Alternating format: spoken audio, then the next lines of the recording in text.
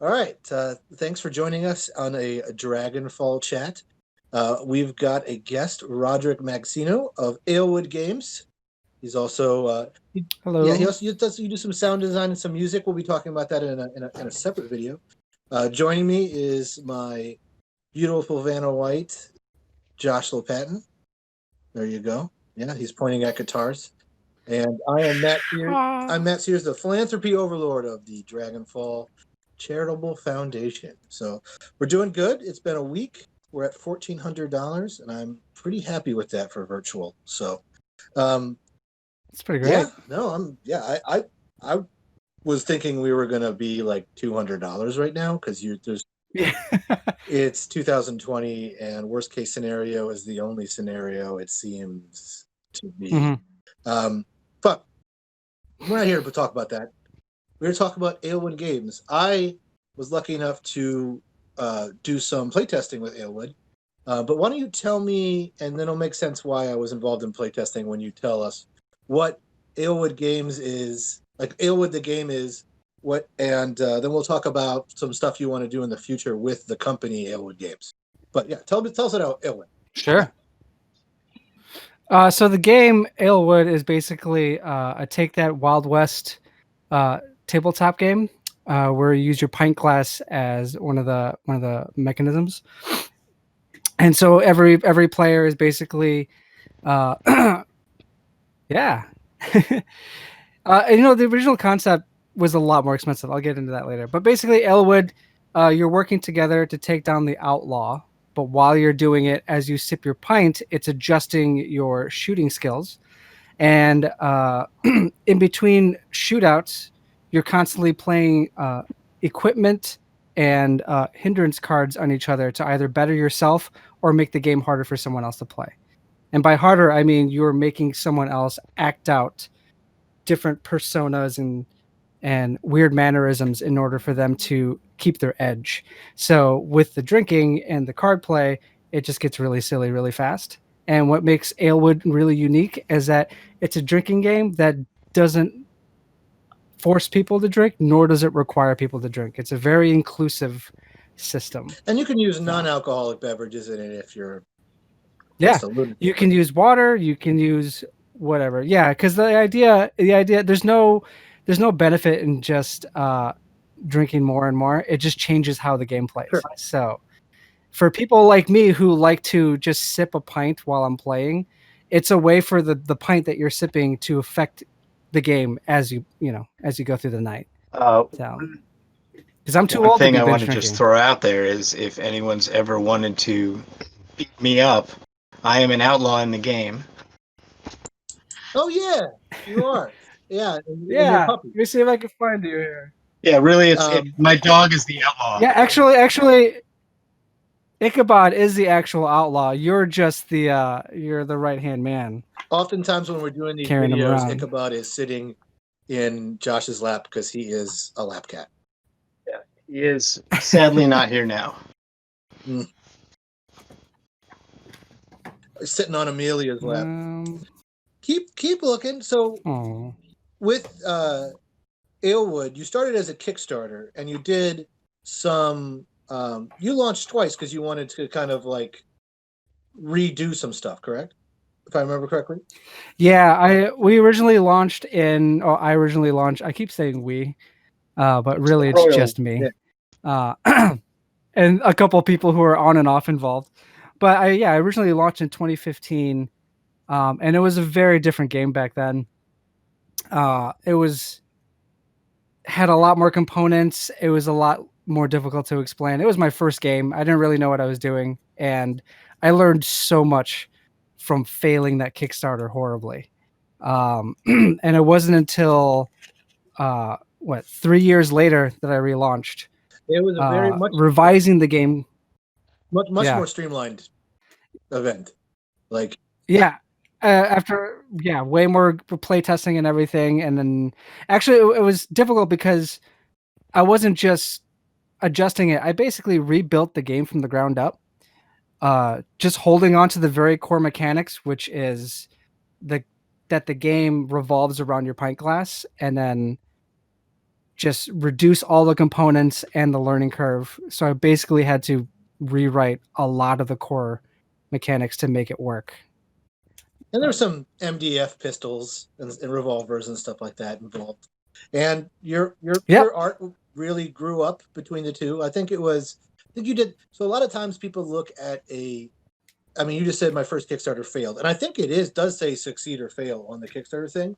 And it's more of like, it's telling you, it's trying to tell you two things. It's either don't do this, like don't mortgage your house to do this, or revamp it like you did. And showing the successes after you did, it's kind of a testament to like that thing. Like, and then that's the way that's my personal thing with Kickstarters. If they do, fail, don't take out a loan to get it done.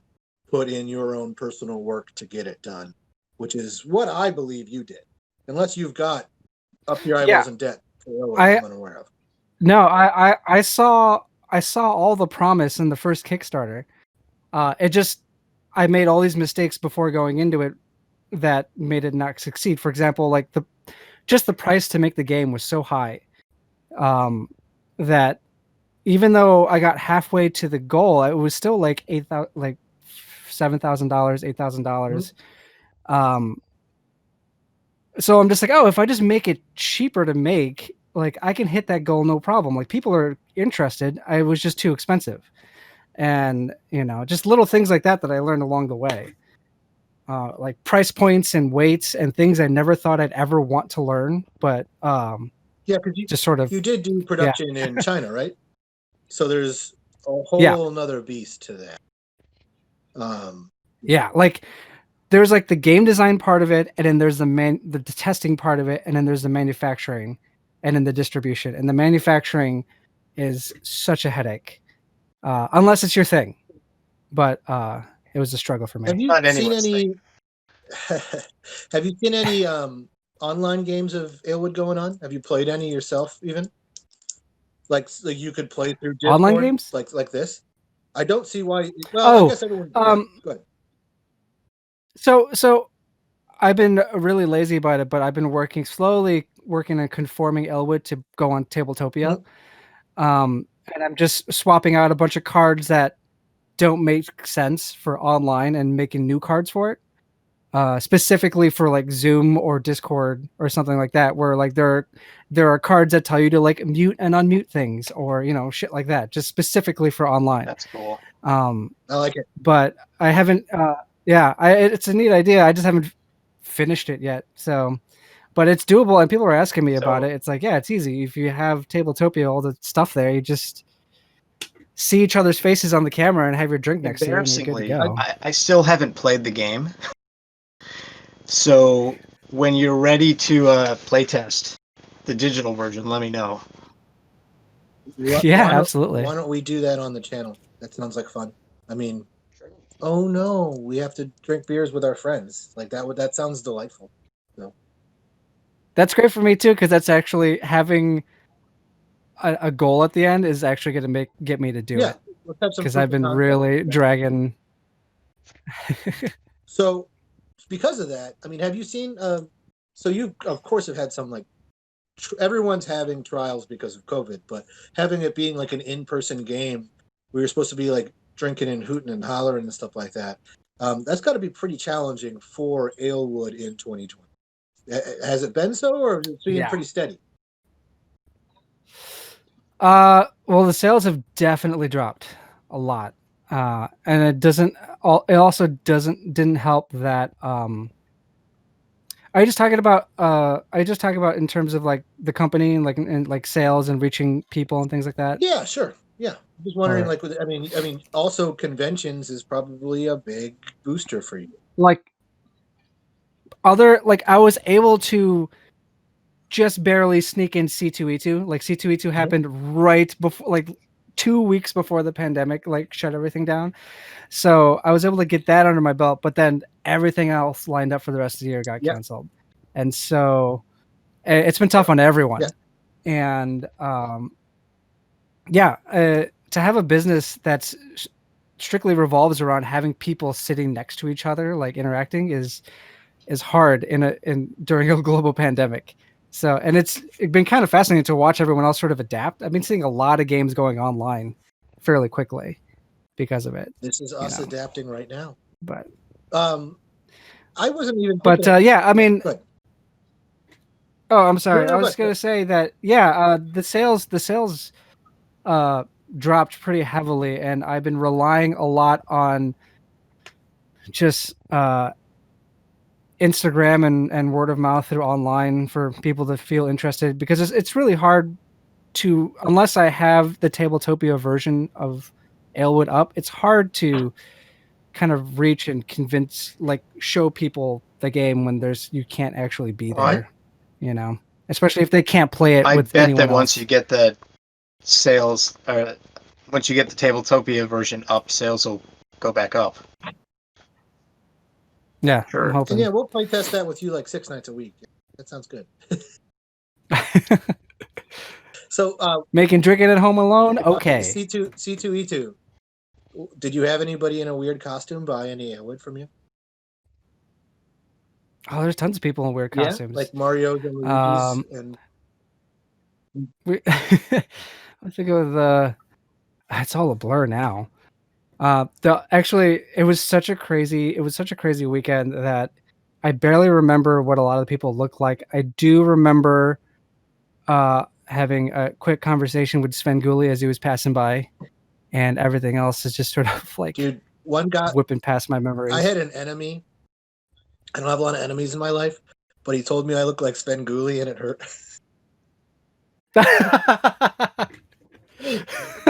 And that's such a Midwestern, like Chicago, like that's how I'm gonna get you, is tell you look like Sven Gulli.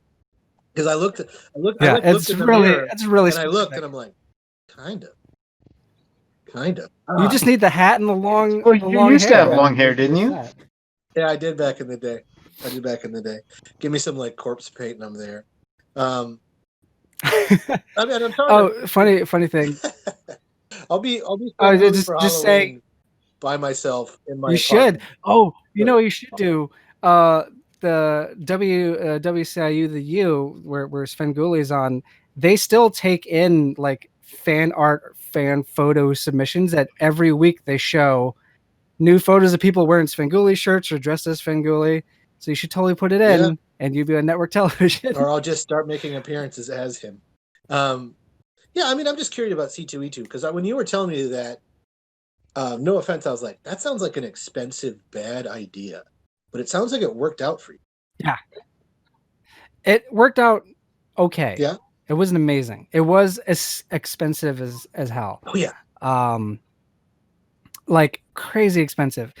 But knowing my audience, which is weird hybrid of like intro gamers and people who are interested in craft beer, and there's some hardcore gamers, but really I chose to do C2E2 specifically to target the market of new gamers and people interested in craft beer, and C2E2 has tons of those people. I actually have a question here. What's your favorite, since it's an Alewood, has ale in it, what's your favorite beer of this recent season? You got something that's filling up your fridge, rolling around your tummy? Well, the beer that I always go to, every time I drink it just brings me comfort, is Boddington's. Yes. You ever have that? Yeah, it's like super creamy and smooth, and there's something. It's not like, and it's not dark and creamy, kind of like a Guinness. It's light and creamy, which I don't know, just is really relaxing for me. So that's what brings you joy. I always have that in my. That brings me joy. So that's always in my fridge. But yeah, actually, in terms of like the last couple months, besides some Boddington, I haven't really had much beer at all in my fridge. Because it's only me and my wife Robin, it's easier to just get bourbon than going through all the beer. For me, the beer is a very, it's either a social drink or it's a drink I have like after like a rough day of work. Yeah, I know what you're saying. You can have. But if I'm just hanging, Yeah, no. yeah, if I'm just hanging out with me and Robin, then a glass of bourbon or a glass of gin is perfectly fine, and I don't have to drink as much. You know, I can just sip it nice and slow. Well, you're technically drinking as much. So it's But yes, I'm not filling my belly with as much carbonation. working on an Alewood sequel called Bourbonwood. that's Oh my god, that sounds dangerous. I have a moral responsibility here. challenge. I think actually what it sounds like. Those. I mean, so it took me a while to get the game to a point where it was a safe drinking game. tell me about. You know, tell us about. like Tell us about that real quick. Did you? So were the first couple play testing? I was on the tail end of the play testing, and it was a relaxing. Yeah, and even then it was still pretty. Yeah. I had 2 pints during my 2 games. You know, that's not. The end game now, on average, for typical drinkers, people drink about 1 to maybe at most 2 pints in a game, which could last, you know, about an hour or so. But before, when I first started making the game, we would be clearing cases. Like, it was just a drinking game with malicious intent, and it was, yeah, which was fun for a while. But then I'm just like, dude, if I can't just. This is irresponsible. I have to change it around a bit. So I spent a lot of time making mechanics that basically doesn't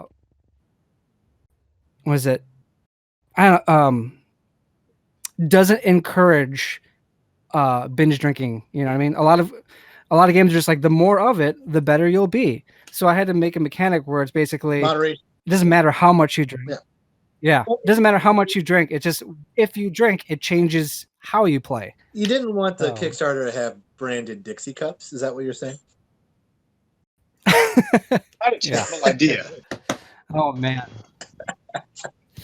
You know, the first when I first designed this game, before I knew anything about manufacturing and any of that stuff, the idea originally came from when I was looking at a pint glass and some dice, and I was thinking of different ideas, like how can I mitigate different ways to mitigate dice? Well, we have cards, we have proximity, we have situations. I'm like, oh, as I'm drinking my beer, I'm like, this is changing, and like I saw like on the pint glass just images of like different things like money and accuracy and speed and all these things that as you're drinking, it was just like showing you these different abilities that you have as you go down the pint. Drunk then. So you were already pretty drunk? I was pretty drunk when I was That's great, man. Oh, I love that. What's the future for Alewood Games? Are you going to try to do expansions? Are you going to ride out COVID, or do you have another game planned? What is besides the game plan? So for the rest of this year, my goal really is just to get up in Tabletopia, get some sort of online involvement with people, get people to just play. As for next year, we already have 2 expansions, one from Kickstarter and one that I made for convention releases only. The thing about Alewood is that I can always make more expansions so long as I keep coming up with silly ideas for people. It's kind of like, I don't want to use Cards Against Humanity as an example, but it's one of those systems where if you can keep coming up with jokes, you can keep producing more expansions. So in that regard, I can do that with Alewood, but at the same time, I'm thinking I kind of want to. I have a couple ideas for other games that I want to make down the line that aren't Alewood, but different games that take place in the Alewood universe, but have completely different mechanics and goals and things like that. Yeah, no, I dig it. I dig it. And I had something off the tip. Josh, ask a question. I had something off the tip of my tongue right there. This doesn't happen to me. I don't see anything. Dance. Yeah, on the spot. Play one of those mini guitars you have. No, I don't think so. No, I'm sorry. I totally had when you were halfway through that question, I had a follow-up question, but amateurs being amateur right now. So tell us, what's the best way to support Alewood right now?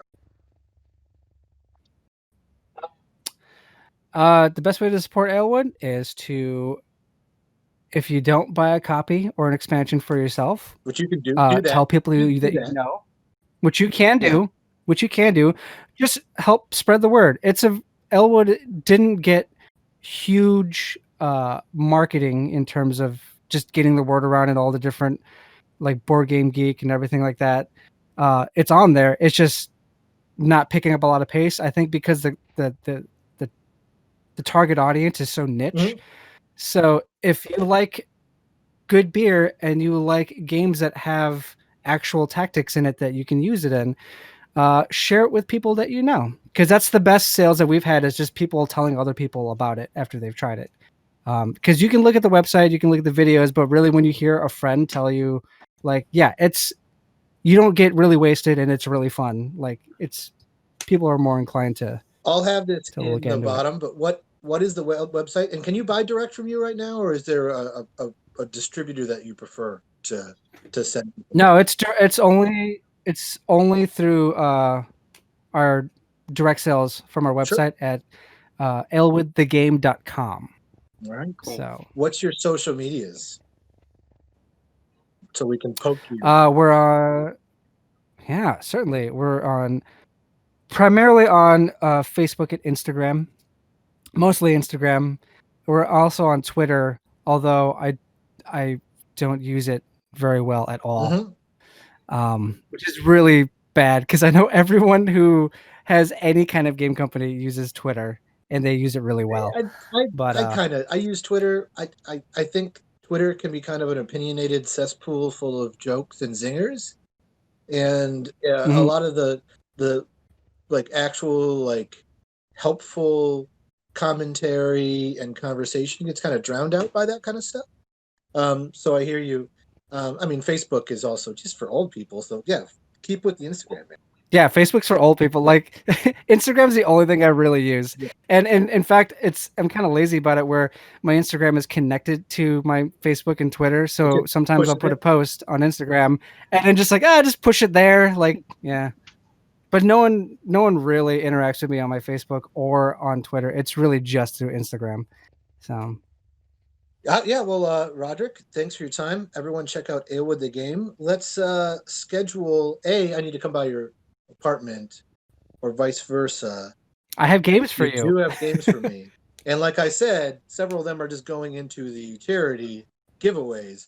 So yes, a unboxing of Alewood would be fantastic. And then we could do some Discord playtesting. Get it on here too. That would. I'm 100% down. Stones. Let's do it. Awesome. All of them. Yeah. No birds left. All right. Well, thanks for your time tonight. Alewood.com. And thanks for having me. Yeah, appreciate it.